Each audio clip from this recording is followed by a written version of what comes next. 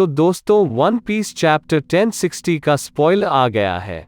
दोस्तों यह भी एक इंसेन चैप्टर रहने वाला है और इस चैप्टर से पता चलता है कि आने वाले चैप्टर काफी इंटेंस होने वाले हैं। इस चैप्टर में आपको पता चलेगा कि साबो को मारने का किसी ने अटेम्प्ट किया है। No let's get into the chapter spoiler. Chapter 1060 का टाइटल होने वाला है लफीज ड्रीम। इस चैप्टर का नाम लफीज ड्रीम इसलिए पड़ा है क्योंकि इसमें लफी अपना ड्रीम अपने क्रूमेट्स को बताने वाला है। सो हर बार की तरह इस बार भी लफी के ड्रीम को ऑफ स्क्रीन कर देंगे जैसा कि करते आए हैं, और इसे हमें लफी और रॉजर के ट्रू ड्रीम का पता ही नहीं चलता है। लफी और रॉजर का ड्रीम सेम है जिसे यामाटो ने रेफर किया था चैप्टर 1000 में, लेकिन हम सब वन पीस फैंस का यही मानना है कि लफी का ड्रीम है to throw world biggest party, जिसे वो वर्ल्ड में हैप्पीनेस बांट सके। और ऐसा इसलिए क्योंकि सभी आर्क के एंड में हमें लफी और बाकी लोग पार्टी करते और पार्टी एंजॉय करते दिखते हैं। और जैसा कि आप सीन में देख सकते हैं, लोग एक दूसरे के साथ मजे से पार्टी एंजॉय करते हैं और उनके चेहरे पर अलग ही खुशी दिखती है। और यही party theme One Piece series का पार्ट भी रहा है और ओडा सेंसे को भी पार्टी करना पसंद है। इस चैप्टर के स्टार्टिंग में रॉबिन न्यूज़पेपर पढ़ रही थी और यहाँ लफी और बाकी लोगों को पता चला है कि जब वो वानू में थे तब पूरे वर्ल्ड में क्या चल रहा था। लफी जब सुनता है कि साबो ने किंग कोबरा का मर्डर किया है, तब लफी बोलता है कि यह न्यूज़ गलत है। साबो तो सभी लोगों को फ्री करना चाहता है, जो कि रेवोल्यूशनरी आर्मी का काम है। हमें भी लगा था लफी का सेम रिएक्शन रहेगा, क्योंकि यहाँ साबो को किंग कोबरा के मर्डर के लिए फ्रेम किया होगा। लफी यह सब सुनने के बाद वीवी से मिलने के लिए अराबस्टा जाने के लिए रेडी हो जाता है, लेकिन ज़ोरो बताता है कि वीवी वहाँ नहीं है। फिर लफी को लगता है कि वो मैरिया जॉयस में है, तो लफी मैरिया जॉयस जाने के लिए रेडी हो जाता है, लेकिन फिर यहाँ ज़ोरो लफी को मना करता है। और इसके थोड़ी देर बाद कोई लफी को बता है कि मैरिया जॉयस इंसिडेंट के बाद से वीवी मिसिंग है। इस चैप्टर के स्पॉइलर में हमें ड्रैगन और साबो के कॉन्वर्सेशन के बारे में भी बताया है, जो चैप्टर 1058 के एंड में देखने को मिला था। चैप्टर 1058 में हमें रेवोल्यूशनरी आर्मी का पैनल दिखता है, जिसमें ड्रैगन गुस्से में दिखाई देता है साबो के न्यूज़ को लेके कि साबो ने किंग कोबरा को मारा है, और ड्रैगन बोलता है कि अगर साबो ने ऐसा किया होगा तो वो उसे कभी माफ नहीं करेगा।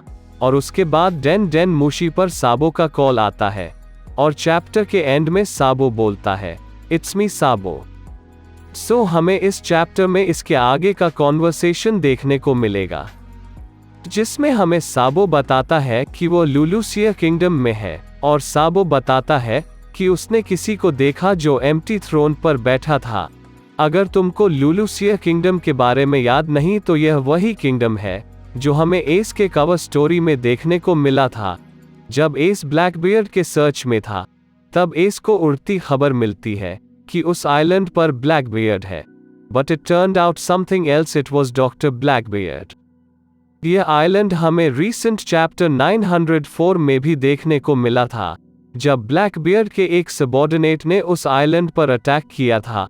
फिर ब्लैकबियर्ड के आदमियों से उस आइलैंड को रेवोल्यूशनरी आर्मी ने बचाया था। सो साबो वो छुपा हुआ है रेवरी इंसिडेंट के बाद, और साबो में भी सेकंड या थर्ड बंदा होगा जिसे इमू सामा के एग्जिस्टेंस के बारे में पता होगा।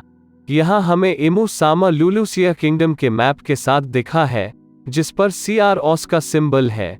इसके बाद हमें लुलुसिया किंगडम पर कोई बड़ा सा चीज अपीयर होता है, जो आसमान से लीसर बीन फायर करना स्टार्ट कर देता है, जिससे उस आइलैंड पर बड़ा सा स्फेरिकल होल बन जाता है। उसके थोड़ी देर बाद boom Lulusia kingdom has been destroyed.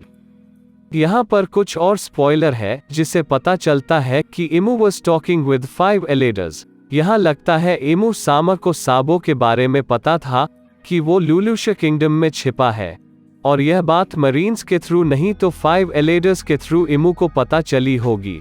ऐसा हमारा मानना है कि इमू सामा साबो को मारने के लिए उस आइलैंड को डिस्ट्रॉय कर रहा हो, लेकिन सीन के पीछे कुछ और ही चल रहा हो, जिसके वजह से इमू सामर उस आइलैंड को डिस्ट्रॉय करना चाहता हो। सो यहाँ इमू सामर के पास कोई पावरफुल वेपन है, और यह वेपन हो सकता है one of the ancient weapon Uranus, क्योंकि यूरेनस ही एक ऐसा एंशिएंट वेपन है जो कि उड़ सकता है, और यह वेपन सिमिलर है एनल के वेपन की तरह, और मे बी डोफ्लामिंगो भी इसी एंशिएंट वेपन को रेफर कर रहा हो, जिससे इमू ने एक पूरे आइलैंड को डिस्ट्रॉय कर दिया। सो क्या यहाँ साबो का डेथ हो जाएगा? यह तो हमें आने वाले चैप्टर में पता चलेगा। अगर ऐसा होता है तो लफ़ी को मोटिवेशन मिलेगा इमू के पीछे जाने का, लेकिन मैं ऐसा नहीं चाहूँगा कि साबो का डेथ हो। यहाँ चैप्टर के एंड में स्ट्रॉ हैट्स ज्वेलरी बोनी से मिलते हैं, जिसकी बाउंटी 320 मिलियन बेरीज है। यहाँ ज्वेलरी बोनी स्ट्रॉ हैट्स को सी में मिलती है नियर विंटर आइलैंड, वो भी वुंडेड छोटी लड़की के रूप में, और इसके बाद स्ट्रॉ हैट्स ज्वेलरी बोनी की ट्रीटमेंट करते हैं और मरने से बचा लेते हैं। लास्ट टाइम हमने ज्वेलरी बोनी को चैप्टर 908 में देखने को मिली थी, जब वह मैरिया जॉयस में थी।